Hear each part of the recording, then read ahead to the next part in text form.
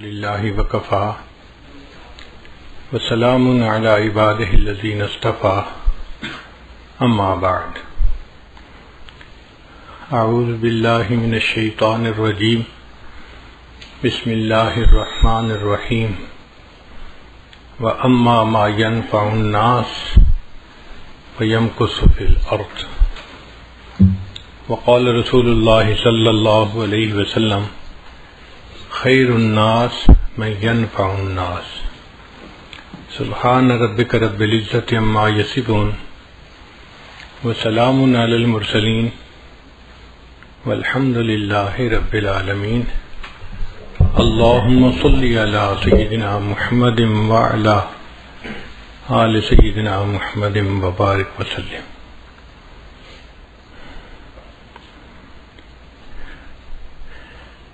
نبی علیہ السلام دنیا میں تشریف لائے اور آپ نے انسانوں کا ایک مثالی معاشرہ قائم کر کے دکھا دیا، جس معاشرے کے اندر محبت تھی، الفت تھی، ہمدردی تھی، خیرخواہی تھی، ایک دوسرے کی بھلائی تھی، جو انسانوں کا ایک بہترین معاشرہ تھا.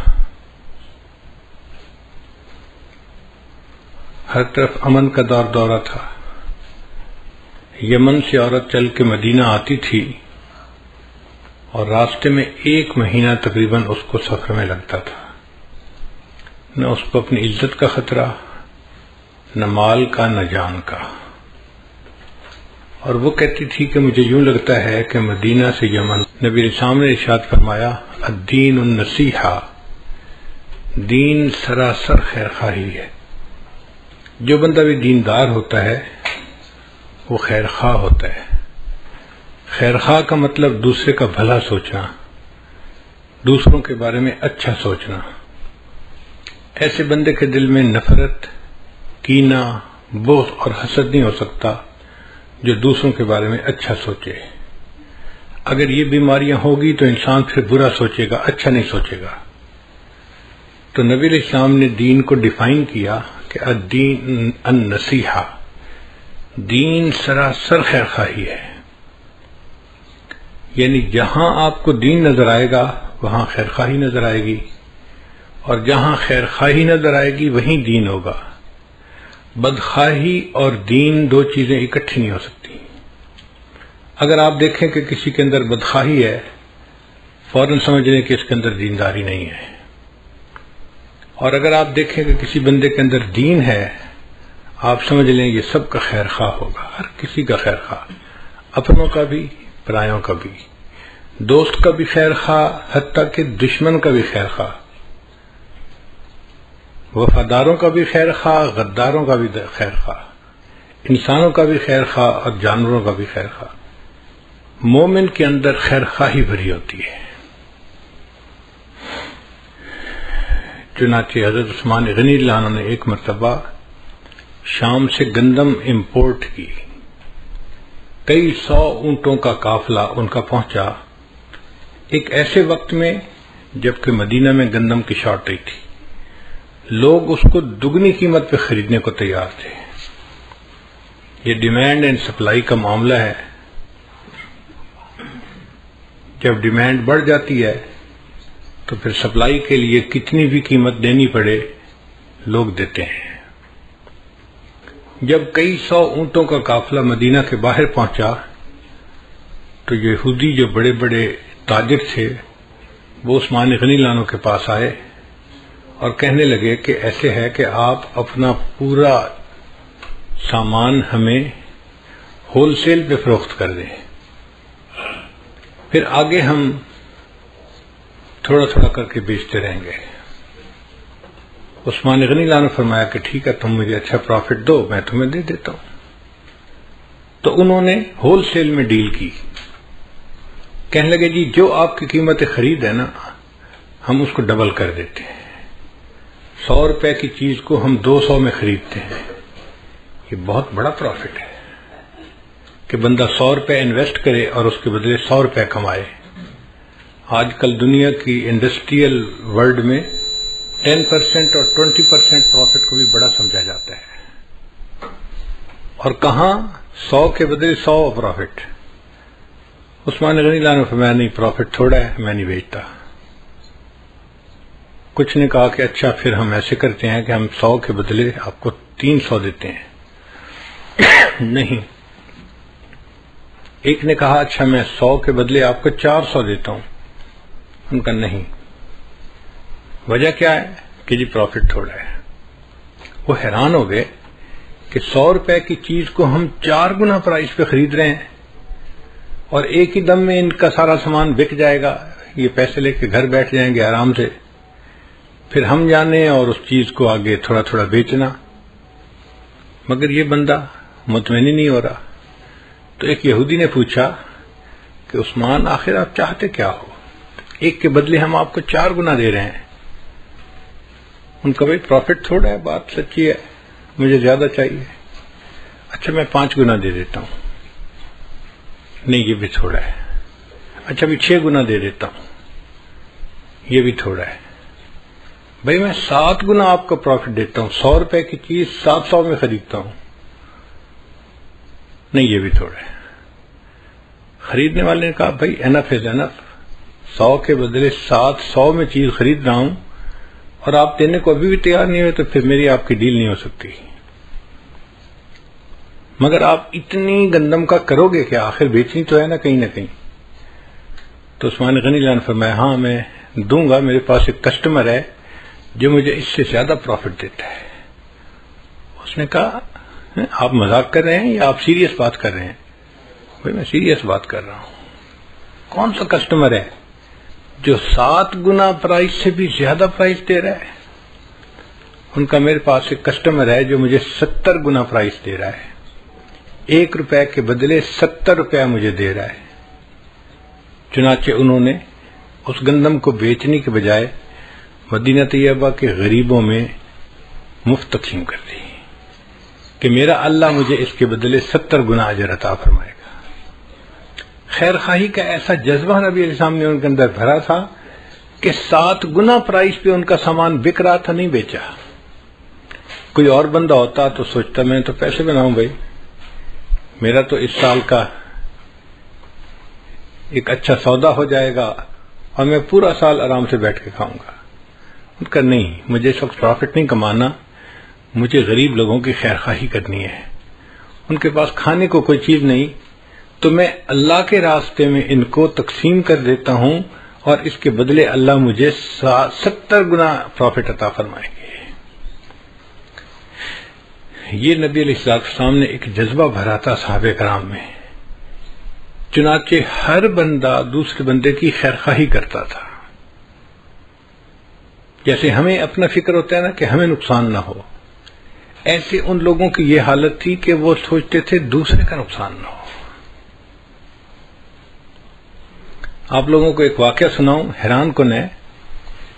ایک صحابی نے گھوڑا خریدا اور فرض کرو انہوں نے گھوڑا خریدا 3000 ریال میں، مثال دے رہا ہوں، یہ فگر جو ہیں یہ ایکچوئل نہیں ہے، میں ایک جنرل فگر بتا رہا ہوں سمجھنے کی خاطر، بات سمجھانا مقصد ہے۔ انہوں نے 3000 ریال میں ایک گھوڑا خریدا، لے کے گھر آئے، بھائیوں نے دیکھا، سب نے کہا یار نسل اچھی لگتی ہے، گھوڑا صحت مند ہے، تمہیں بڑی اچھی ڈیل مل گئی ہے۔ ویسے سچ بتاؤں نا تو گھوڑا تو لگتا ہے 4000 ریال کا، اور تمہیں 3000 میں مل گیا تو اچھا سودا مل گیا بھائی، مبارک ہو۔ اب اس نے سن لیا کہ پرائس 4000 تھی اور دینے والے نے مجھے سستا بیچ دیا۔ ہم ہوتے تو شکر ادا کرتے کہ اچھی ڈیل ہو گئی۔ وہ اگلے دن اٹھے اور 1000 ریال اور جیب میں ڈالا اور گھوڑے کے مالک کے پاس گئے، بھئی کل میں نے آپ سے گھوڑا خریدا تھا، آپ کو اپنی چیز کی ورث کا پتہ نہیں تھا، وہ 4000 کا گھوڑا تھا، آپ نے مجھے 3000 میں دیا، میں آپ کا نقصان نہیں کرنا چاہتا، 1000 ریال آپ مجھ سے اور لے لیں۔ آپ نے دنیا میں کبھی ایسے کوئی ڈیل ہوتے دیکھی کہ کسٹمر کہہ رہا ہے کہ 1000 دینار آپ اور لے لیں، مجھے سستا نہ دیں؟ خیر اس نے لے لیا۔ تھوڑے دنوں کے بعد علاقے میں گھوڑ دوڑ کا مقابلہ ہوا، سباق الخیل۔ صحابہ کرام کے درمیان یہ مقابلے ہوتے رہتے تھے۔ الٹنا پلٹنا، پلٹ کر جھپٹنا، لہو گرم رکھنے کا ہے ایک بہانہ۔ تو صحابہ کرام اس قسم کی ایکسرسائزز کرتے رہا کرتے تھے۔ اب جب گھوڑ دوڑ ہوئی تو اللہ کی شان دیکھیں کہ وہ گھوڑا سب میں سے ٹاپ کر گیا، فرسٹ آ گیا۔ اب جب ونر بن گیا تو ہر بندے نے اس کو بڑے حیران ہو کے دیکھا۔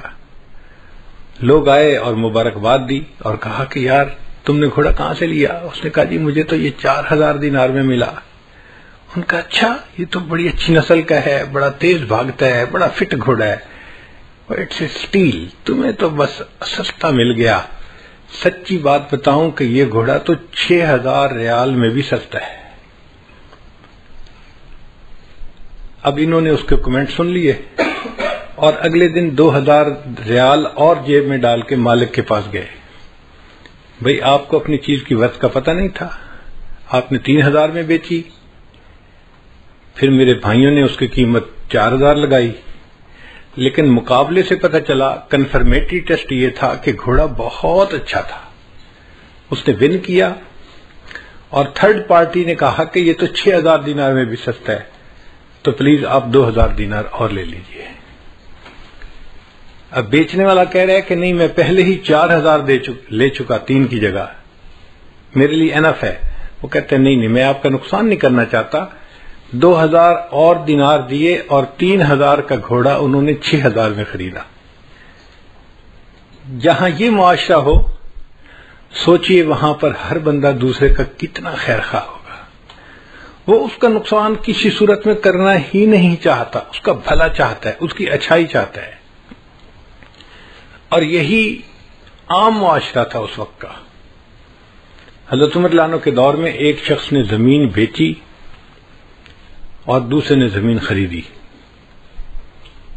اب جس نے زمین خریدی اس نے کہا کہ میں یہاں پہ سبزیاں کاشت کرتا ہوں، تو عام طور پہ لوگ 1-2 فٹ گہرا حل چلاتے ہیں، مگر کیا ہوتا ہے کہ وہ 1-2 فٹ حل چلنے سے جو 1-2 فٹ کے نیچے کی زمین ہے نا وہ سخت ہو جاتی ہے، اور پھر جو نیوٹریشن ہے وہ نیچے سے اوپر نہیں جاتی اور پانی اوپر نیچے لیچ نہیں کرتا، ایک ہارڈ جو ہے نا وہ لیئر بن جاتی ہے جو نقصان دیتی ہے۔ تو پھر اس کے لیے کبھی کبھی گہرا حل چلانا پڑتا ہے تاکہ اس لیئر کو بھی جو سخت ہو رہی ہے اس کو توڑ دیا جائے اور زمین نیچے سے لے کے اوپر تک نرم ہو جائے۔ اب جب اس صحابی نے وہ خریدا تو اس نے سوچا میں گہرا حل چلاتا ہوں۔ انہوں نے 2 فٹ گہرے حل کی جگہ وہ جو 4 فٹ گہرا حل تھا نا، گہرا حل جسے کہتے ہیں، وہ چلایا۔ اب جب حل چلایا تو زمین کے اندر سے ایک بکسہ نکلا جس کے اندر سونا چاندی بھرا ہوا تھا۔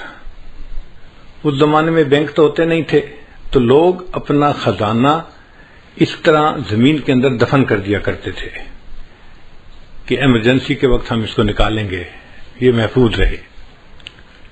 اب جب انہیں وہ خزانہ ملا تو انہوں نے بیٹھ کے سوچا بھئی میں نے تو مالک سے زمین خریدی تھی، یہ خزانہ تو نہیں خریدا تھا، یہ تو بہت زیادہ قیمتی ہے، یہ میرا حق نہیں، یہ اس مالک کا ہے جس نے زمین بیچی، مجھے اس کو ریٹرن کرنا چاہیے۔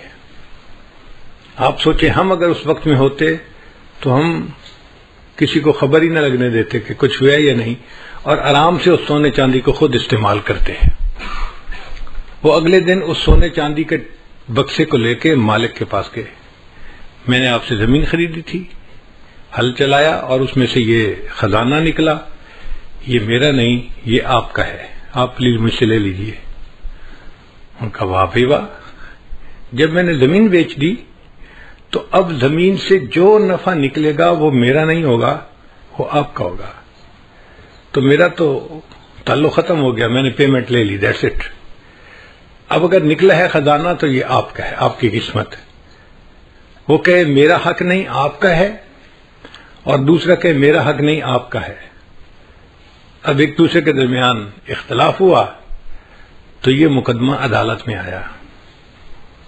آپ غور کریں، آج ہماری عدالتوں میں عداوتیں بھری پڑی ہیں، ایک بندہ کہتا ہے میرا حق ہے، دوسرا کہتا ہے نہیں میرا حق ہے، ایک کہتا ہے میں اپنے حق کی خاطر آخری دم تک کوشش کرتا رہوں گا، دوسرا کہتا ہے میں اپنے حق کی خاطر خون کا آخری قطرہ بہا دوں گا. اپنا حق ہر بندہ کہہ رہا ہوتا ہے. یہ عجیب مقدمہ تھا. ایک بندہ کہتا ہے جی میرا نہیں یہ اس کا حق ہے، وہ کہتا ہے نہیں جناب میرا نہیں یہ اس کا حق ہے. اب قاضی فیصلہ کیا کرے؟ عجیب مقدمہ تھا. مگر اللہ نے اس وقت کے قاضیوں کو بھی بڑی سمجھ دی تھی. انہوں نے دونوں سے بات چیت سنی اور کچھ ان کے گھر کے حالات معلوم کیے تو انہیں پتہ چلا کہ ایک کے گھر میں بیٹا جوان ہے اور دوسرے کے گھر میں بیٹی جوان ہے. تو قاضی نے کہا کہ بھئی میں اس میں ججمنٹ تو نہیں دے سکتا، چونکہ یہ کہتا ہے اس کا حق ہے، وہ کہتا ہے اس کا حق ہے. ہاں میں مشورہ دے سکتا ہوں. میرا مشورہ یہ ہے کہ آپ دونوں اپنے بیٹے اور بیٹی کا نکاح کر دیں اور اس نکاح کے مہر کے طور پہ اس خزانے کو دے دیا جائے تاکہ دونوں کو اس کا بینیفٹ مل جائے. ایک وقت تھا کہ ہماری عدالتوں میں ایسے مقدمے آیا کرتے تھے، ہم ایک دوسرے کے اتنے خیر خواہ ہوتے تھے،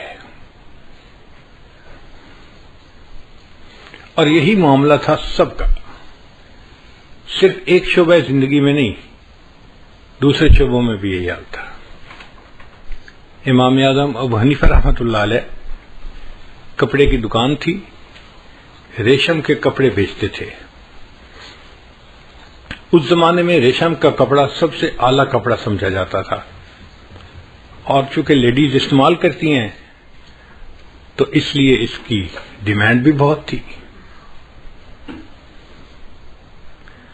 عام طور پہ مغرب سے پہلے امام ابو حنیفہ رحمۃ اللہ دکان بند کرتے تھے.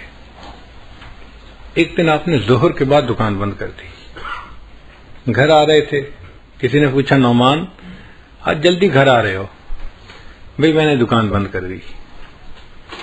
ظہر کے بعد دکان کیوں بند کی؟ دکان تو آپ مغرب کے وقت بند کرتے ہیں. فرمانے لگے اس لیے کہ آج آسمان کے اوپر بادل ہیں اور ویزیبلٹی تھوڑی ہے، اور جب ویزیبلٹی تھوڑی ہوتی ہے تو گاہک کو کپڑے کی رنگت اور کوالٹی کا صحیح اندازہ نہیں ہوتا، کیونکہ بجلی کی لائٹیں تو ہوتی نہیں تھیں، چراغ جلتے تھے. تو میں نے دکان اس لیے بند کر دی کوئی بندہ کم قیمت کپڑے کو قیمتی سمجھ کے مجھ سے نہ خریدے، اس کو نقصان نہ ہو. میں نے ظہر کے وقت دکان بند کر دی. اگر دکاندار کی یہ سوچ ہے تو آپ سوچئے کہ نبی علیہ السلام نے ہمیں کیسی معاشرت سکھائی ہے. ہر بندہ دوسرے بندے کا خیر خواہ. قرآن مجید میں ایک سورت ہے، اس کا نام ہے النمل. نمل کہتے ہیں چیونٹی کو، اینٹ. تو انسان حیران ہوتا ہے اللہ کا کلام، اور اس کلام میں چیونٹی کے نام کے اوپر ایک سورت کا نام، اور اس میں چیونٹی کا واقعہ بھی ہے. یا اللہ، آپ تو کائنات کے مالک و خالق ہیں، اور آپ نے اپنے قرآن میں چیونٹی کا تذکرہ کیا. چیونٹی کی کیا ورت ہوتی ہے؟ مگر اللہ نے چیونٹی کا تذکرہ کیا اور اس کے نام پر سورت کا نام رکھا. وجہ کیا تھی؟ کہ ایک چیونٹی نے دوسری چیونٹیوں کی خیر خواہی کی تھی. حضرت سلیمان علیہ السلام اپنے لشکر کو لے کے جا رہے تھے اور راستے میں چیونٹیاں پھر رہی تھیں. ان میں سے ایک چیونٹی نے فیل کر لیا کہ لشکر آ رہا ہے. اس نے اعلان کیا یا ایتھا النمل ادخلوا مساکنکم، اے چیونٹیوں اپنے بلوں کے اندر داخل ہو جاؤ، سلیمان علیہ السلام کا لشکر آ رہا ہے. ایسا نہ ہو کہ وہ تمہیں پاؤں کے نیچے کچل کے چلا جائے اور تمہیں پتہ ہی نہ چلے.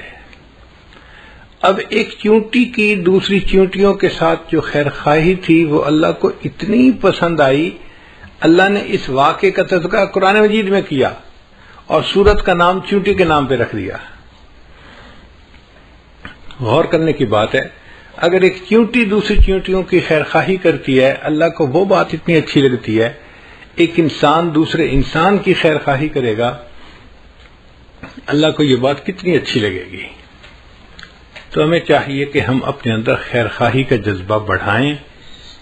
ہم سمجھتے ہیں ہم بڑے خیر خواہ ہیں، لیکن اگر بیٹھ کے سوچیں گے نا، اینالائز کریں گے، تو ہم بدخواہ بھی بڑے ہیں، دوسرے کا اچھا دیکھ بھی نہیں پاتے، کبھی اس کا اچھا نہیں اچھا لگتا، کبھی اس کا اچھا نہیں اچھا لگتا، اس لیے ہمارے دل میں نفرتیں ہیں، عداوتیں ہیں، چھپی ہوئی دشمنیاں ہیں ایک دوسرے کے ساتھ.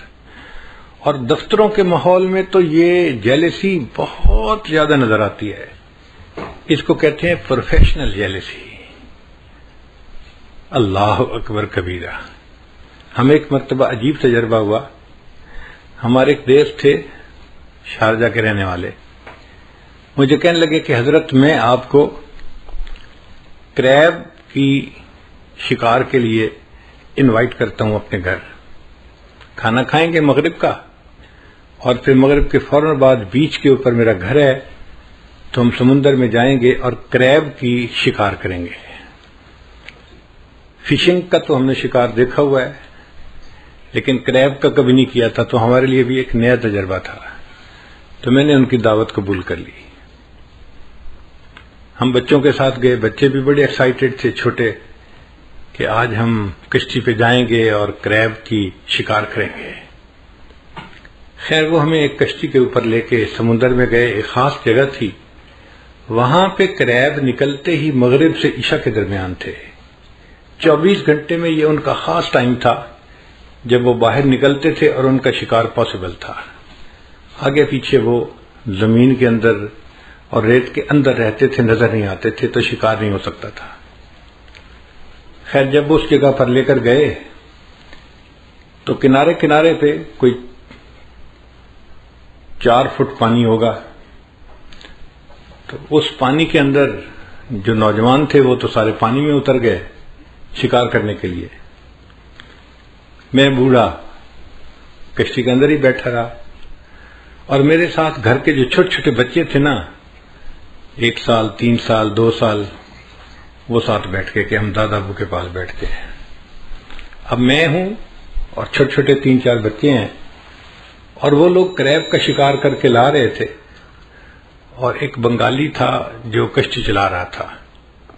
وہ لاتا اور ایک باسکٹ تھی اوپن، وہ اس کے اندر اس کو پھینک کے چلا جاتا. میں نے جب دیکھا تو اس کے اوپر کوئی لڈ نہیں تھی، کوئی ڈھکنا نہیں تھا. تو مجھے محسوس ہوا کہ چھوٹے چھوٹے بچے ہیں، بچوں میں سے کوئی باسکٹ میں ہاتھ ڈال دے گا یا کوئی کریب باہر نکل آیا تو بچے تو اس کو دیکھ کے ہی پریشان ہو جائیں گے. تو میں نے اس بنگالی دوست سے کہا بھائی اس کو ڈھانپ دو. اس نے کہا جی اس کو ڈھانپنے کی ضرورت نہیں ہے. میں نے کہا کیوں؟ کہنے لگا یہ کریب ہے. میں نے کہا پھر؟ کہنے لگے تماشا دیکھنا ہے تو یہاں آئے. میں کرسی سے اٹھ کے ذرا آگے گیا تو میں نے دیکھا کہ 15-20 کریب اس باسکٹ کے نا بیس کے اوپر پڑے ہوئے تھے. اچھا ان میں سے ایک کریب جب دیوار کے اوپر چڑھنے لگتا نا، تو جیسے ہی وہ تھوڑا سا اوپر چڑھتا کہ میں باہر نکلوں، باقی 2-3 کریب مل کے نا اس کی ٹانگ کو یوں نیچے کھینچتے اور نیچے لے لیتے. پھر تھوڑی دیر کے بعد دوسرا نکلنے کی کوشش کرتا تو اس باقی مل کے اس کی ٹانگ کھینچتے. اس نے کہا جی یہ ایک دوسرے کی ٹانگیں ہی کھینچتے رہیں گے، ان میں سے ایک بھی باہر نہیں نکل سکے گا. میرے لیے زندگی کا نیا تجربہ تھا. میں نے یہ منظر دیکھا اور مجھے اپنے دفتروں کا سما یاد آ گیا کہ یار بات تو ایسی ہے، ہمارے دفتروں میں معاملہ ایسا ہی ہے. ایک بندے کو اللہ عزت دیتے ہیں، پروموشن دیتے ہیں، دوسرے 2-4 مل کے نا اس کی ٹانگ کو نیچے کھینچتے ہیں، اوپر نہ جائے. ہمارے اندر خیر خواہی نہیں ہوتی، ہمارے اندر بدخواہی ہوتی ہے. دوسرے کی چھوٹی سی بات کو زوم کر کے ہم بڑا بنا دیتے ہیں اور ایسے پیش کرتے ہیں کہ اس سے زیادہ کام چور اور سست بندہ تو کوئی ہے ہی نہیں.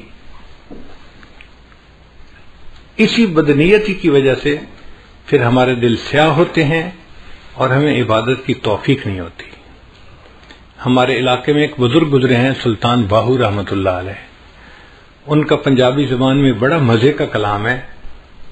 میں ان کا ایک کلام سناؤں گا اور پھر اس کو میں اردو میں ٹرانسلیٹ بھی کروں گا. فرماتے ہیں جے ناتیاں دھوتیاں رب ملدا تے ملدا کمبیاں مچھیاں نوں. اگر نہانے دھونے سے رب ملتا تو مچھلیوں کو اور کچھووں کو رب مل چکا ہوتا. وہ تو ہر وقت ہی نہاتے رہتے ہیں. جے نہاتے ہیں دھوتے ہیں رب ملدا تے ملدا کنبیاں مچھیاں نو. جے ذکر کیتے ہیں رب ملدا تے ملدا کال کڑیشیاں نو. اگر ذکر کرنے سے رب ملتا تو ایک چھوٹا سا پرندہ ہوتا ہے، اس کو ہم اپنی زبان میں کہتے ہیں کال کڑیچھی. وہ آ کے دیوار کے ساتھ چھت کے ساتھ چپٹ جاتا ہے اور ساری رات آواز نکالتا رہتا ہے. وہ کہتے ہیں کہ وہ تو ساری رات اللہ کا ذکر کرتا ہے، اگر ذکر کرنے سے رب ملتا تو اس کو رب مل چکا ہوتا. یہ نہاتے ہیں دھوتے ہیں رب ملدا تے ملدا کنبیاں مچھیاں نو. جے ذکر کیتے ہیں رب ملدا تے ملدا کال کڑیچیاں نو. جے سر منایا رب ملدا تے ملدا بھیڑاں سسیاں نو. ایک بھیڑ ہوتی ہے، سسی کی بھیڑ کہتے ہیں اس کو، اس کے پورے بدن پہ بڑے لمبے لمبے بال ہوتے ہیں لیکن سر کے بال اس کے بہت چھوٹے ہوتے ہیں. تو وہ کہتے ہیں کہ اگر سر منڈانے سے رب ملتا تو پھر اس بھیڑ کو رب مل چکا ہوتا، اس کے تو سر پہ بال ہی چھوٹے ہوتے ہیں. یہ نہاتے ہیں دھوتے ہیں رب ملدا تے ملدا کنبیاں مچھیاں نو. یہ ذکر کیتے ہیں رب ملدا تے ملدا کال کڑیچیاں نو. یہ سر منایا رب ملدا تے ملدا بھیڑاں سسیاں نو. جے جتیاں ستیاں رب ملدا تے ملدا دانداں کھسیاں نو. اگر پاک دامنی کی زندگی گزارنے سے رب ملتا تو جو امپورٹنٹ بل ہوتے ہیں وہ تو فیمیل کے کعب سے جا ہی نہیں سکتے، ان کو رب مل جاتا. وہ تو خصی ہوتے ہیں، ان کو رب مل چکا ہوتا. تو یہ بات کر کے وہ پھر اپنا مدعا بیان کرتے ہیں. جے نہاتے ہیں دھوتے ہیں رب ملدا تے ملدا کنبیاں مچھیاں نو. جے ذکر کیتے ہیں رب ملدا تے ملدا کال کڑیچیاں نو. جے سر منایا رب ملدا تے ملدا بھیڑاں سسیاں نو.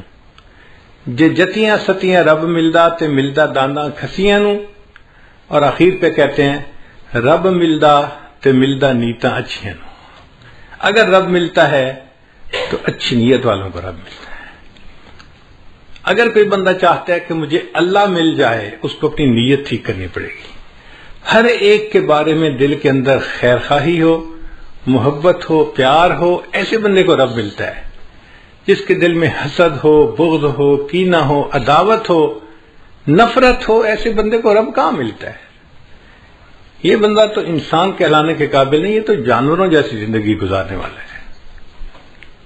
تو ہمیں چاہیے کہ ہم اپنے اندر خیر خواہی کا جذبہ پیدا کریں تاکہ اللہ کے ہاں ہمیں بھی قبولیت نصیب ہو جائے. اچھا، یہ خیر خواہی کا جذبہ صرف مسلمان کی شان نہیں ہے، یہ انسان کی شان ہے. جو بھی سلیم العقل انسان ہوگا نا، اس کے اندر بھی خیر خواہی ہوگی. ہم نے دیکھا کئی مرتبہ کافروں کے اندر بھی خیر خواہی ہوتی ہے، چونکہ وہ انسان اچھے ہوتے ہیں، گو ایمان سے محروم ہوتے ہیں، مگر بائی نیچر انسان اچھے ہوتے ہیں تو وہ بھی خیر خواہی کو پسند کرتے ہیں. ایک کافرہ عورت کا میں واقعہ آپ لوگوں کو سناتا ہوں، پھر میں بات کو مکمل کروں گا. ایک عورت تھی جو 60s میں تھی، یعنی اس کی عمر تھی کوئی 65 سال. اچھی ایجڈ عورت ہو جاتی ہے. وہ ریٹائر ہوئی تو اس کو $4-5 لاکھ پروویڈنٹ فنڈ ملا، بینیفٹس ملے جو ریٹائرمنٹ کے ہوتے ہیں، اور وہ اپنی ریٹائرمنٹ لائف گزار رہی تھی. بڑی گاڑی اس نے رکھی ہوئی تھی، 4 ویلر ڈرائیو. ایک دفعہ وہ سفر سے کہیں سے آ رہی تھی کہ اچانک اس کی گاڑی کا ٹائر پنکچر ہوا تو اس کو گاڑی ایک طرف کو پل کرنی پڑی.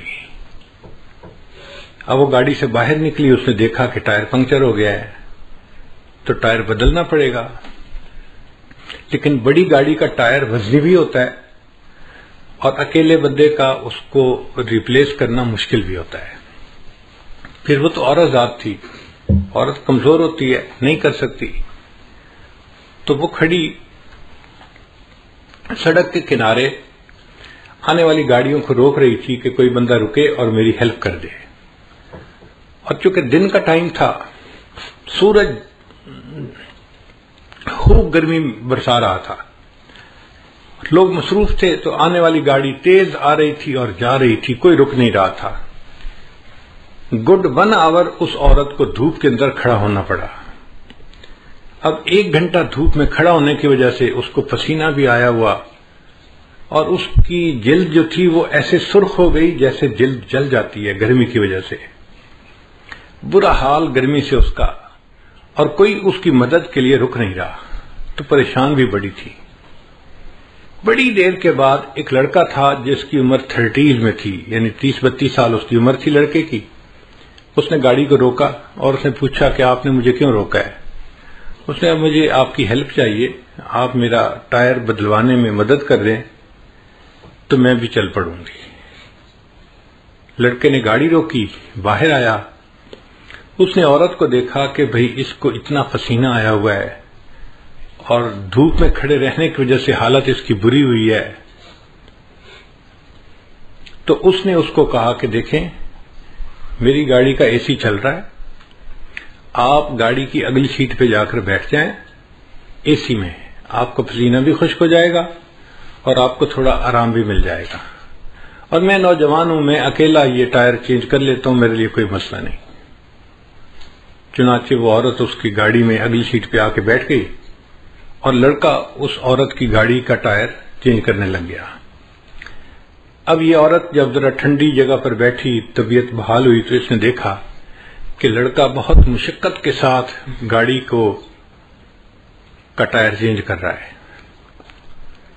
تو اس کے دل میں احساس ہوا کہ یہ نوجوان بچہ ہے اور اس نے میری خاطر اتنی تکلیف اٹھائی، مجھے آرام دیا اور خود اکیلے تکلیف اٹھائی۔ یہ مجھے بھی کہہ سکتا تھا کہ مجھے ہیلپ کرو تو میں ہیلپ کرتی، مجھے اس نے ایئر کنڈیشن جگہ پہ بٹھا دیا اور خود دھوپ میں لگا ہوا ہے کام کرنے، تو اگر یہ ٹائر بدل دے گا نا تو میں اس کو $200-300 گفٹ دے دوں گی تاکہ اس کا بھی فائدہ ہو جائے۔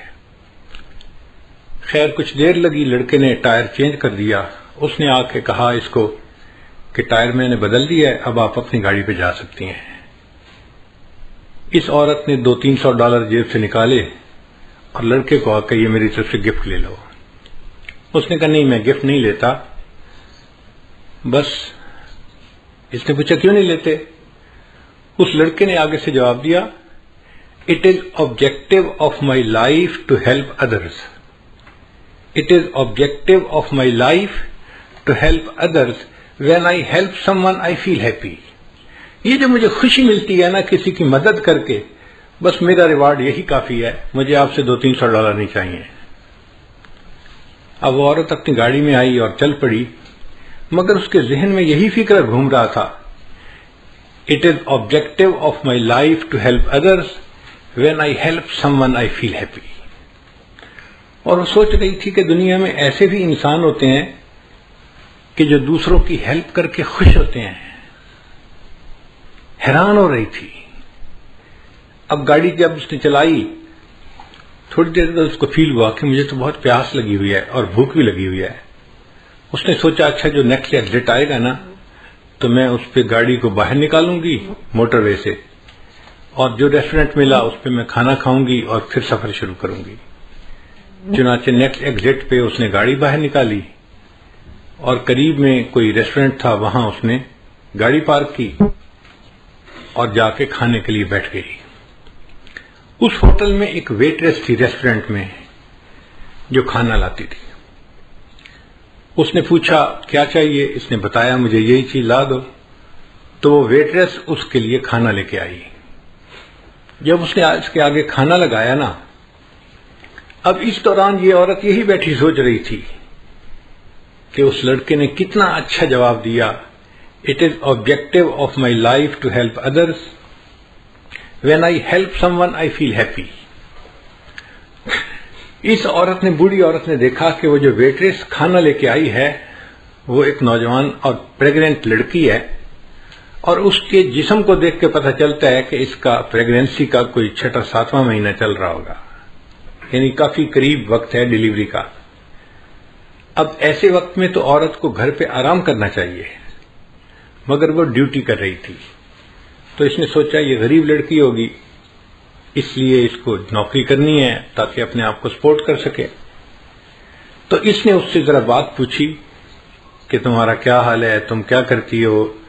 اس نے بتایا کہ میں شادی شدہ ہوں اور میں پریگننٹ ہوں اور میرا 7واں مہینہ لگا ہوا ہے، اور 2 مہینے کے بعد ڈیلیوری ہے، مگر یہاں پہ جو ہاسپٹل ہے نا اچھا، وہ بہت مہنگا ہے، اور میں اور میرے ہسبینڈ ہم دونوں چاہتے ہیں کہ بچے کی ڈیلیوری وہاں پہ ہو، مگر اس کی فیس ہم نہیں دے سکتے۔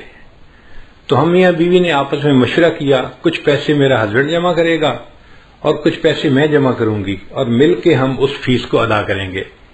اب چونکہ میں نے پیسے جمع کرنے ہیں تو میں اس وقت چھٹی نہیں لے سکتی، مجھے اس پریگننسی کے باوجود ڈیوٹی کرنی ہے۔ میں تکلیف اٹھا رہی ہوں مگر میں ڈیوٹی کر رہی ہوں۔ اب اس عورت کے ذہن میں خیال آیا کہ میرے پاس تو ریٹائرمنٹ کے کوئی $500,000 بینک میں پڑے ہوئے ہیں، اب $500,000 فالتو پڑے ہیں، اگر میں اس لڑکی کو اس کے ڈیلیوری کے اس کی فیس دے بھی دوں تو مجھے کوئی فرق نہیں پڑتا، مگر اس کے لیے آسانی ہو جائے گی اور یہ بچی اپنے گھر پہ آرام کرے گی۔ اس نے اس سے پوچھا کہ ہاسپٹل کی فیس کتنی ہے؟ اس نے کہا جی $5,000۔ اس نے $5,000 کا چیک لکھا اور ایک لفافے میں ڈال کے نا کھانا کھانے کے بعد اس ویٹریس کو ٹپ دی اور کہا کہ یہ میری طرف سے گفٹ ہے، لیکن اس کو آپ نے یہاں نہیں کھولنا، گھر جا کے کھولنا ہے۔ اس نے جیب میں ڈال لیا، ٹھیک ہے میں گھر جا کے کھولوں گی۔ اب یہ بوڑھی عمر کی عورت اپنے گھر واپس آ گئی اور وہ نوجوان ویٹریس جو تھی وہ اپنے گھر گئی ڈیوٹی کے بعد۔ جب گھر گئی تو اس کا ہسبینڈ جو تھا وہ ایک بزنس ٹرپ پہ گیا ہوا تھا دوسرے شہر، اور وہ واپس آ چکا تھا۔ چنانچہ اس ویٹریس نے اپنے گھر میں کھانا لگایا اور خاوند کے ساتھ بیٹھ کے کھانا کھانے لگی۔ اب کھانے کے دوران دونوں میاں بیوی آپس میں ڈسکس کرنے لگے کہ کتنا ٹائم رہ گیا بچے کی ڈیلیوری کا۔ اس نے بتایا کہ الٹرا ساؤنڈ کرنے والی ڈاکٹر نے اس تاریخ کو بچے کی ڈیلیوری کا ٹائم بتایا ہے۔ تو خاوند نے کہا کہ اچھا پھر ہمیں پیسے تیار رکھنے چاہیے، چونکہ ہاسپٹل والوں کو تو پہلے پیمنٹ کرنی پڑتی ہے پھر وہ بندے کو ایڈمٹ کرتے ہیں، تو کیا تمہارے پاس پیسے جمع ہو گئے؟ لڑکی نے کہا ہاں میرے پاس بھی کچھ پیسے جمع ہو گئے ہیں، تو میں بھی کنٹریبیوٹ کروں گی، آپ بھی کریں گے، اور ہم دونوں مل کے بل پے کر دیں گے۔ اس دوران اس لڑکی کو خیال آیا کہ آج ایک عورت کھانا کھانے آئی تھی اور اس نے مجھے گفٹ بھی دیا تھا، تو اس نے اپنے ہسبینڈ کو بتایا کہ آج ایک عورت نے مجھے گفٹ دیا تھا۔ اس نے پوچھا کیا گفٹ دیا تھا؟ اس نے کہا پتہ نہیں، وہ لفافہ جیب میں ہے کپڑے میں۔ اس نے کہا لے آؤ۔ تو وہ نوجوان لڑکی گئی اور جیب سے وہ لفافہ لے کے آئی اور اس نے اپنے خاوند کو پکڑا دیا۔ اب جب خاوند نے اس لفافے کو کھولا تو اس کے اندر $5,000 کا ایک چیک تھا۔ اب نوکری پیشہ بننے کے لیے یہ ایک بگ اماؤنٹ ہوتی ہے امریکہ میں، $5,000 گفٹ مل جائے لوگ تصور بھی نہیں کر سکتے۔ تو وہ لڑکا حیران ہو گیا کہ اچھا اس عورت نے تمہیں $5,000 یعنی فل پیمنٹ جو تھی کیس کی وہ فل گفٹ کر دی۔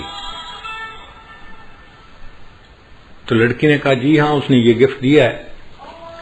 تو لڑکے نے جب وہ چیک پڑھا نا تو اس چیک کے ساتھ ایک چھوٹی سی چٹ بھی لکھی ہوئی تھی، اور اس چٹ کے اوپر لکھا ہوا تھا "It is objective of my life to help others.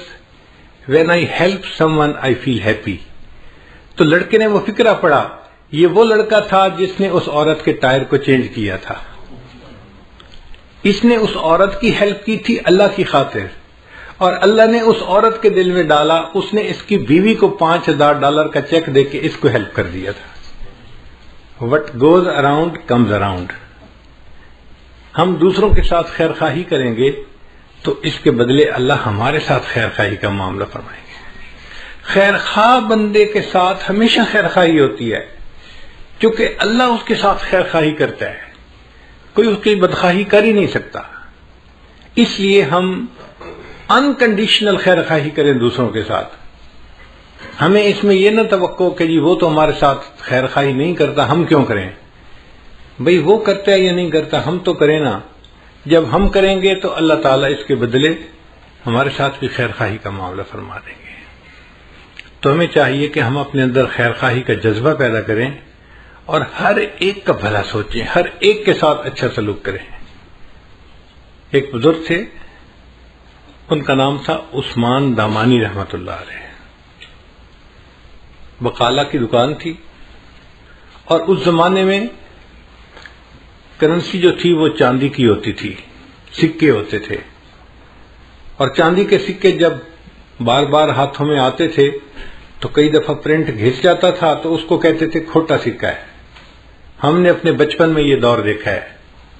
چاندی کا روپیہ ہوتا تھا، ہم دکاندار کے پاس لے کے جاتے تھے، وہ دیکھ کے آتا تھا نہیں بھائی یہ کھوٹا ہے، کیونکہ اس کا پرنٹ جو تھا نا وہ اوپر سے ذرا ڈم ہو جاتا تھا، پڑھنا مشکل ہوتا تھا۔ ان کے پاس کوئی کھوٹا سکہ لے کے آتا، وہ پہچان لیتے، مگر اس کو سودا دے دیتے کہ یہ بندہ امید لے کے آیا ہے کہ مجھے سودا ملے گا، تو اگر میں نے سودا نہ دیا تو اس کا دل ٹوٹے گا، کوئی بات نہیں، یہ سودا لے جائے، اگر یہ کرنسی چل گئی تو ٹھیک، نہیں بھی چلی تو کوئی بات نہیں، یہ نقصان میں برداشت کر لوں گا۔ تو وہ سکہ رکھ لیا کرتے تھے۔ چنانچہ ان کی دکان کے کونے میں کھوٹے سکوں کا ایک ڈھیر لگ گیا تھا۔ اللہ کی شان کے وہ بیمار ہو گئے، اور بیماری بھی زیادہ تھی، آخری مرض المفات جسے کہتے ہیں وہ تھی۔ لیٹے ہوئے تھے، اچانک انہیں فیل ہوا کہ جیسے ہارٹ اٹیک ہوتا ہے نا، تو بندے کو فیل ہوتا ہے کہ something is seriously wrong somewhere۔ تو ان کو جو ہارٹ اٹیک ہونے لگا تو وہ اٹھ کے بیٹھ گئے اور اللہ سے دعا کرنے لگے، یا اللہ میں ساری زندگی تیرے بندوں سے کھوٹے سکوں کو قبول کرتا رہا، اللہ تو بھی میرے کھوٹے عملوں کو قبول فرما۔ اے اللہ میں ساری زندگی تیرے بندوں سے کھوٹے سکوں کو قبول کرتا رہا، اللہ تو بھی میرے کھوٹے عملوں کو قبول کر لے۔ تو ہمارے اکابر اللہ کے سامنے اپنے اعمال اس طرح کے پیش کرتے تھے، وہ دوسروں کے ساتھ خیرخواہی کرتے تھے اور اس کے بدلے پھر اللہ سے خیرخواہی کی توقع رکھتے تھے۔ ہم ہر ایک کے ساتھ بدخواہی کرتے ہیں، اپنوں کے ساتھ بھی، پرایوں کے ساتھ بھی۔ کئی گھروں میں تو دیکھا خامد بیوی کا بدخواہ موقع تلاش کر رہا ہوتا ہے، میں اسے کیسے تنگ کر سکتا ہوں۔ بیوی روتی ہے، اس کے آنسو دیکھتا ہے، احساس نہیں ہوتا۔ بیٹا ماں کو رلاتا ہے، بھائی بھائی کو رلاتا ہے۔ ہم اپنے لوڈ ون جو ہیں، جو قریبی ہوتے ہیں، ان کا احساس نہیں کرتے، بے حس انسان بن گئے ہیں۔ ہمیں اللہ کیسے پیار کریں گے، کیسے ہم سے اللہ محبت فرمائیں گے؟ تو ہمیں ایک انسان بن کے زندگی گزارنی چاہیے جس کے اندر دوسروں کے ساتھ خیرخواہی کا جذبہ ہو، اچھائی کا جذبہ ہو۔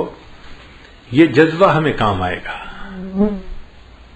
چنانچہ اللہ کے محبوب صلی اللہ علیہ وسلم اتنے خیر خواہ تھے، اتنے خیر خواہ تھے۔ آپ نے واقعہ سنا ہوگا کہ محبوب صلی اللہ علیہ وسلم کی جوانی کا زمانہ تھا جب آپ نے نبوت کا اظہار فرمایا، تو مکہ مکرمہ کی ایک بوڑھی عورت تھی، وہ اپنے گٹری سمیٹ کے کہیں باہر جانا چاہتی تھی، انتظار میں تھی کہ مجھے کوئی بندہ ملے جو میری گٹری منزل تک پہنچا دے۔ اللہ کے حبیب صلی اللہ علیہ وسلم کا وہاں سے گزر ہوا، آپ نے اس بوڑھی عورت کو دیکھا، کھڑے ہو گئے، اماں آپ کیوں یہاں بیٹھی ہیں؟ اس نے نوجوان کو دیکھ کے کہا کہ بھئی مجھے ایک لیبر کی ضرورت ہے جو میرا سامان اٹھا کے مجھے جنگل میں فلاں جگہ پہنچا دے۔ نبی صاحب نے فرمایا اچھا میں پہنچا دیتا ہوں۔ اللہ کے محبوب صلی اللہ علیہ وسلم نے اس کی گٹڑی سر پہ اٹھا لی اور وہ عورت چل پڑی۔ اب وہ عورت راستے میں اپنا حالات بتا رہی ہے کہ اے نوجوان، میں اس لیے مکہ کو چھوڑ کے جا رہی ہوں کہ ایک بندے نے نبوت کا دعویٰ کیا ہے اور اس کی زبان میں ایسی تاثیر ہے کہ جو اس کی بات سنتا ہے وہ اس کی بات کو مان لیتا ہے، اور لوگ ماں باپ کے دین کو چھوڑ رہے ہیں اور بتوں کے پرستش کو چھوڑ رہے ہیں، اور مجھے ڈر لگتا ہے کہ کہیں میرے اوپر بھی اس کا اثر نہ ہو جائے، تو میں مکہ ہی چھوڑ کے جا رہی ہوں، میں ماں باپ کے دین پہ رہنا چاہتی ہوں، میں شرک کو نہیں چھوڑ سکتی۔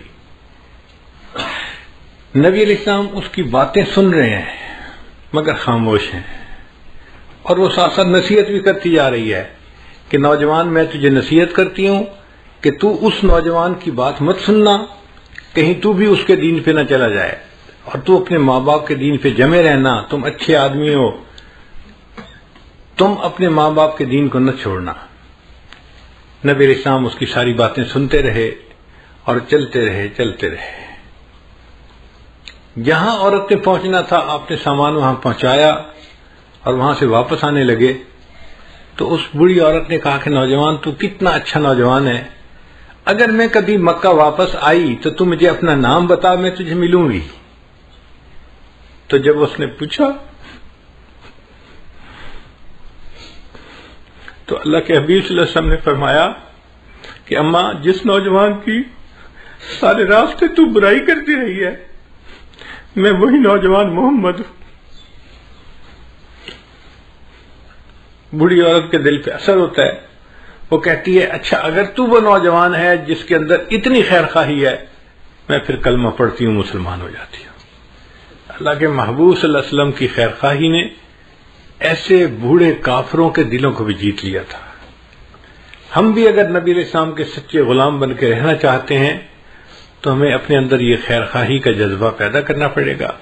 بیٹھ کے سوچیں، اس کی خیر خواہی، اس کی، ہر ایک کی خیر خواہی، انسان کی بھی خیر خواہی، جانور کی بھی خیر خواہی، اپنے کی بھی خیر خواہی، پرائی کی بھی خیر خواہی، حتیٰ کہ ہمیں دشمن کے نقصان کے اوپر بھی ترس آ رہا ہو کہ اس بیچارے کا نقصان کیوں ہو گیا. جب آپ محسوس کریں کہ دشمن کے نقصان پہ بھی آپ کا دل دکھتا ہے تو اب آپ سمجھ لیں کہ اب میرے اندر نبی علیہ السلام کے خلق کا کچھ حصہ آ گیا ہے. اللہ تعالی ہمیں ایسی خیر خواہی کی زندگی عطا فرما دے. میں ایک چھوٹا سا واقعہ ہے زندگی کا، اگر آپ اجازت دیں تو سناؤں گا، اگر بات لمبی ہو گئی تو ختم کر دیتا ہوں.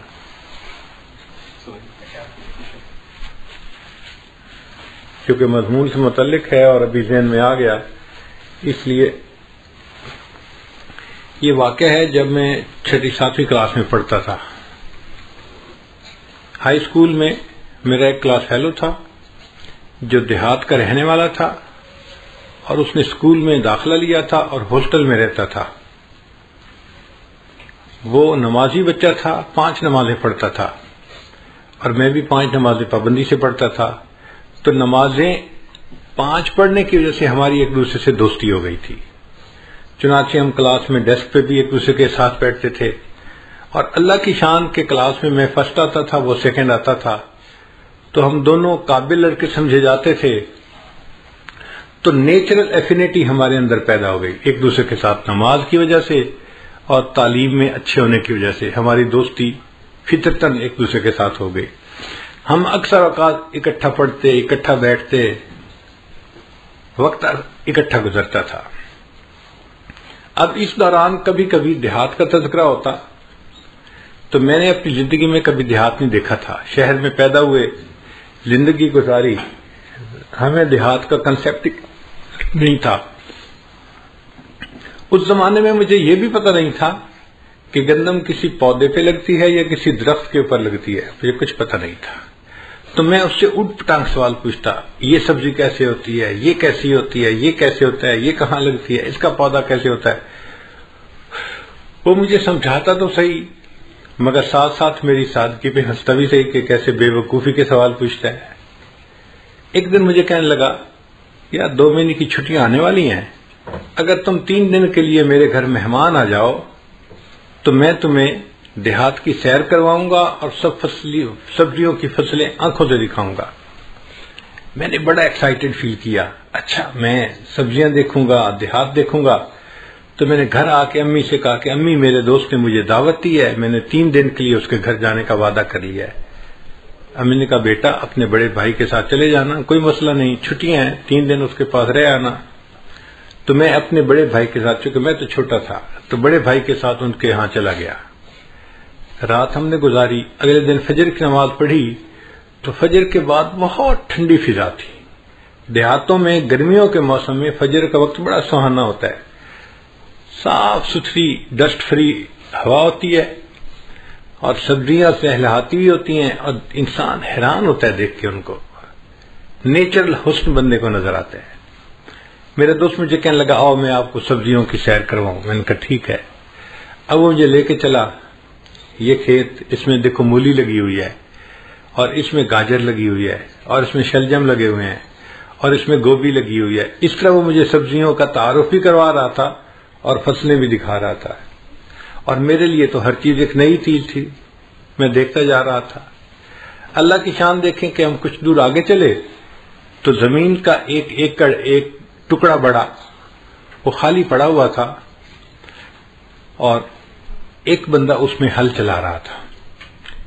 میں نے جب وہ خالی زمین کو دیکھا نا تو اس زمین میں تھوڑے تھوڑے فاصلے پہ گوبر کے ڈھیر لگے ہوئے تھے. یہ گائے بھینس کا جو گوبر ہوتا ہے نا، جس کو اینیمل مینیور کہتے ہیں، یہ وہاں پڑا ہوا تھا. مجھے میرے والدین نے یہ بتایا تھا کہ بیٹا تم نماز تو شروع کر چکے ہو، اب جانوروں کے پیشاب پخانے سے بچنا، وہ ناپاک ہوتا ہے. اور جانوروں کی عادت ہوتی ہے قریب سے کوئی گزرے نا تو وہ دم ہلاتے ہیں اور ان کے چھینٹے دور تک جاتے ہیں. تو امی نے کہا کہ بیٹا اگر اس کے چھینٹے تمہارے کپڑوں پہ پڑ گئے تو تمہاری نماز نہیں ہوگی، کپڑے ناپاک ہو جائیں گے، تو ذرا بچ کے رہنا. تو میں جانوروں کے پیشاب اور گوبر سے نا فطری طور پہ بڑا الرجک تھا، چھوٹا بچہ تھا. اب میں نے وہ گوبر جب وہاں کھیت میں پڑے ہوئے دیکھا تو میری عجیب سی طبیعت ہوئی. میں نے اس سے کہا کہ اس زمین میں سبزیاں لگیں گی؟ اس نے کہا. میں نے کہا سبزیاں تو انسان کھاتے ہیں. اس نے کہا. میں نے کہا پھر یہ تو پاک سبزیاں ہونی چاہیے جو ہم کھائیں، تو یہ تو نجاست ہے، یہ تو گند ہے، یہ تو ناپاک ہے، اور یہ اس زمین میں کیوں پڑی ہوئی ہے؟ اس ناپاک چیز کو کیوں ملائیں گے اس مٹی میں جس مٹی میں سبزی اگنی ہے؟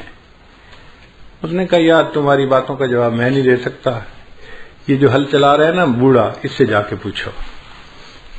میں چھوٹا سا بچہ تھا، بھول تھا، میں اس انکل کے پاس چلا گیا. میں نے جا کے کہا کہ انکل یہ زمین آپ کی ہے؟ اس نے کہا. میں نے کہا اس زمین میں آپ نے سبزیاں لگانی ہیں؟ اس نے کہا میں نے سبزی لگانی ہے. میں نے کہا اگر آپ نے اس زمین میں سبزی لگانی ہے تو یہ جانوروں کا گوبر اس مٹی پہ کیوں آپ نے رکھا ہوا ہے؟ یہ تو ناپاک ہوتا ہے، یہ تو نجس ہوتا ہے، یہ تو بدبودار ہوتا ہے، یہ تو نفرت کے قابل ہوتا ہے. اور جو سبزی ہم کھائیں گے اس کے ساتھ یہ گوبر ملے گا تو ہم کیسے وہ سبزی کھا سکیں گے؟ اس نے کہا بچے تمہاری نظر میں یہ گوبر ہے، میری نظر میں یہ فرٹیلائزر ہے. میں اسے زمین میں ملاؤں گا اور سبزی لگاؤں گا تو سبزی کے سائز بہتر ہو جائے گا، کوالٹی بہتر ہو جائے گی. اس فرٹیلائزر سے سبزی کو فائدہ ہو جائے گا اور میرا پروفٹ بڑھ جائے گا، اس لیے میں نے یہ گوبر رکھا ہے زمین میں ملانے کے لیے. اب اس زمانے میں میں چھوٹا تھا تو مجھے بات پوری سمجھ میں نہیں آئی. میں نے اس کے آئیڈیا کو بائی نہیں کیا. میں نے کہا نہیں آپ غلط کر رہے ہیں، آپ کو ایسا نہیں کرنا چاہیے اور یہ سارا گوبر یہاں سے اٹھا دینا چاہیے اور اس کو مٹی میں نہیں ملانا چاہیے. اس وقت میں یہ کہہ کے آ گیا. آج اس عمر میں جب میں اپنے بچپن کے اس واقعے کو یاد کرتا ہوں تو مجھے یہ بات سمجھ میں آتی ہے کہ جسے ہم نجاست کہتے ہیں، گندگی کہتے ہیں، نفرت کی نظر سے دیکھتے ہیں، جس میں بدبو ہے، جو ناپاک ہے، اس چیز کو اگر کسی کھیت میں ملایا جاتا ہے تو وہ چیز کھیتی کو فائدہ دے دیتی ہے. ہم انسان ہو کر اگر ساتھ والے بندے کو فائدہ نہیں دیتے تو کہیں قیامت کے دن اللہ کی نظر میں ہم گندگی اور گوبر سے زیادہ گئے گزرے تو نہیں بن جائیں گے. اللہ کہیں گے تو گوبر سے بھی کیا گزرا، تو نے اپنے ساتھ والوں کو کیا فائدہ پہنچایا؟ نہ گھر والوں کو تیرا فائدہ، نہ تیرے رشتہ داروں کو فائدہ، نہ دوستوں کو فائدہ.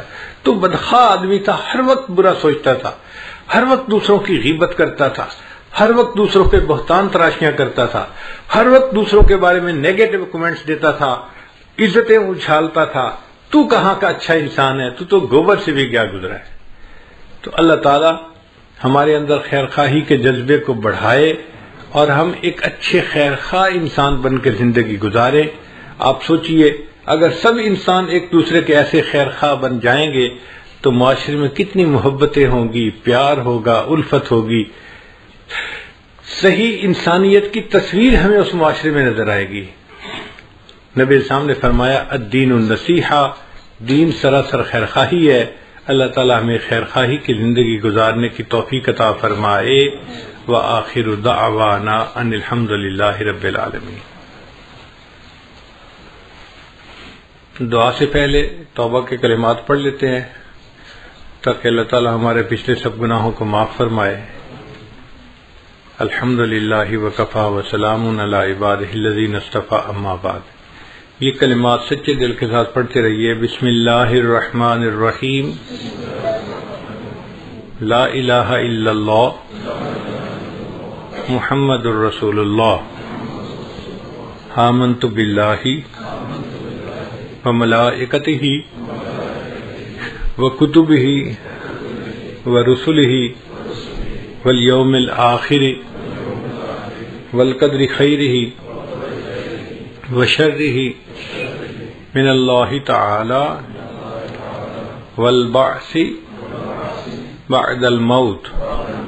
آمنت باللہ کما ہوا باسمائہ وصفاتہ وقبلت جمیع احکامہ اقرار باللسان وتصدیق بالقلب. اشہد ان لا الہ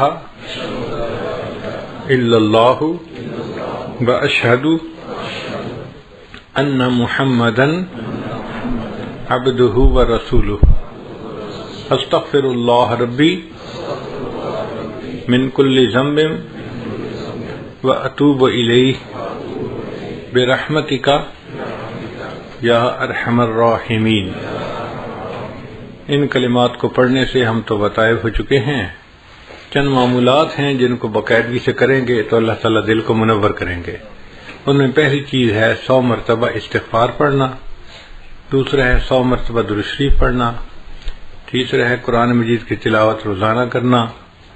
چوتھا ہے چلتے پھرتے ہر وقت دل میں اللہ کو یاد کرنا. اور پانچواں ہے مراقبہ کرنا. مراقبے کا طریقہ بہت آسان ہے. جب آپ نماز پڑھ کے فارغ ہو تو تھوڑی دیر کے لیے اللہ سے لو لگا کے بیٹھیں کہ اللہ کی رحمت آ رہی ہے، دل میں سما رہی ہے، دل کی ظلمت اور سیاہی دور ہو رہی ہے اور میرا دل کہہ رہا ہے اللہ اللہ اللہ. زبان سے نہیں بولنا، دل پڑھ رہا ہے اور آپ سن رہے ہیں. چند دن کی مشق سے آپ کو فیلنگ شروع ہو جائے گی دل سے اللہ اللہ کی. اس کو ذکر قلبی کہتے ہیں. اور یہ جب شروع ہو جاتی ہے تو 24 گھنٹے بندے کو یہ فیلنگ ہوتی ہے. اس کو ذکر قلبی کہتے ہیں. وہ جن کا عشق صادق ہے وہ کب فریاد کرتے ہیں، لبوں پہ مہر خاموشی دلوں میں یاد کرتے ہیں. ہم بھی اپنے اللہ کو اپنے دل میں یاد کریں، پھر اللہ تعالیٰ کے ہاں ہمارا اچھے لوگوں میں نام شمار ہوگا اور اللہ کی محبت دل میں آئے گی. ابھی آپ دعا کر لیجیے. سبحان ربی العلی الوہاب. اللہم صلی علی سیدنا محمد وعلی آل سیدنا محمد وبارک وسلم. ربنا ظلمنا انفسنا وان لم تغفر لنا وترحمنا لنکونن من الخاسرین. کریم آقا، ہم آپ کے عاجز مسکین بندے ہیں. ہمارے گناہوں کو معاف فرما، خطاؤں سے درگزر فرما، عیبوں کی پردہ پوشی فرما.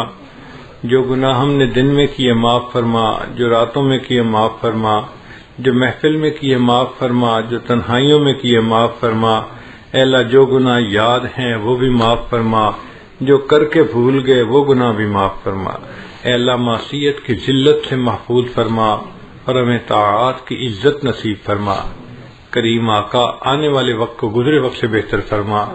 آنے والی زندگی کو گزری زندگی کا کفارہ بنا. ہماری ان دعاؤں کو اپنی رحمت سے قبول فرما.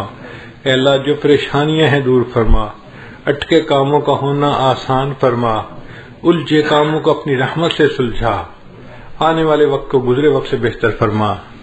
میرے مالک، جسمانی بیماریوں کو دور فرما، روحانی بیماریوں کو دور فرما، ذلت سے محفوظ فرما، علت سے محفوظ فرما، قلت سے محفوظ فرما.